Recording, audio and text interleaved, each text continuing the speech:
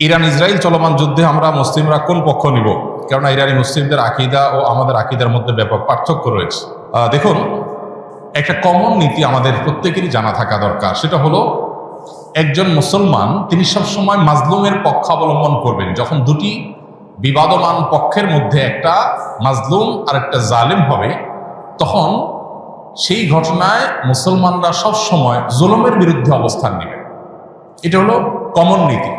এমনকি জুলুমের শিকার মানুষটা যদি অমুসলিমও হয়, তারপরেও তার প্রতি মুসলমানের সিম্প্যাথি থাকবে। মুসলমান কখনো জুলুমের সাথে সঙ্গ দিবে না, যদি জালেম মুসলমানও হয়।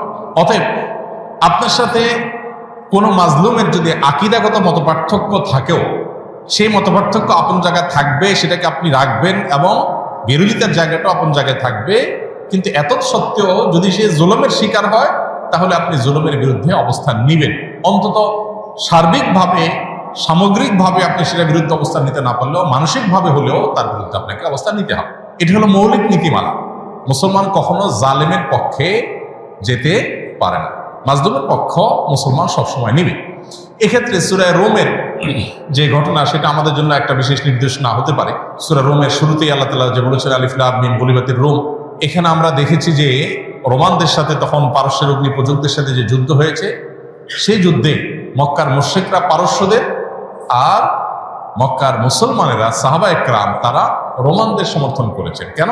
কারণ রোমানদের সাথে আকীদাগত মতপার্থক্য থাকা সত্ত্বেও তারা আসমানি ধর্মে বিশ্বাসী, মুসলমানরা আসমানি ধর্মে বিশ্বাসী। এই জায়গাতে মিল আছে, এই যে ঐক্যের একটা যোগসূত্র আছে, সেটার ভিত্তিতে তাদের প্রতি সমর্থন ছিল। আর পারস্যের তারা মুশরিক ছিল, ঐক্যের যোগসূত্র ছিল না সে অর্থে, এই জন্য তাদের বিরুদ্ধে ছিল।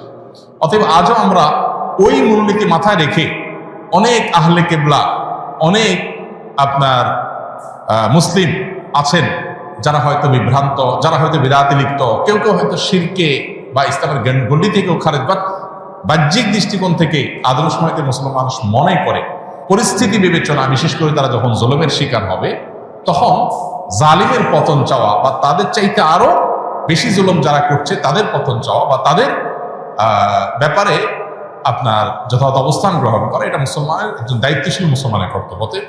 সেই স্ট্যান্ড বা সেই অবস্থানটা আমাদের এক্ষেত্রে হতে পারে।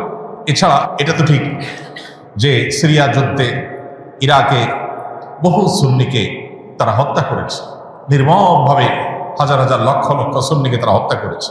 মূলত পৃথিবীতে মানুষের পাপের কৃতকর্মের প্রায়শ্চিত্ত মানুষকে করতে হয়। বিশেষ করে জুলুম যদি করে কেউ, তাহলে জীবদ্দশাতেই তার প্রায়শ্চিত্ত করতে হয়, আখিরাতে তো আছেই।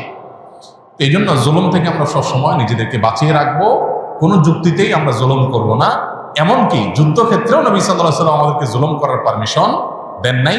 অমুসলিমের সাথে আল্লাহ তাআলা জুলুম করার পারমিশন আমাদেরকে দেন নাই।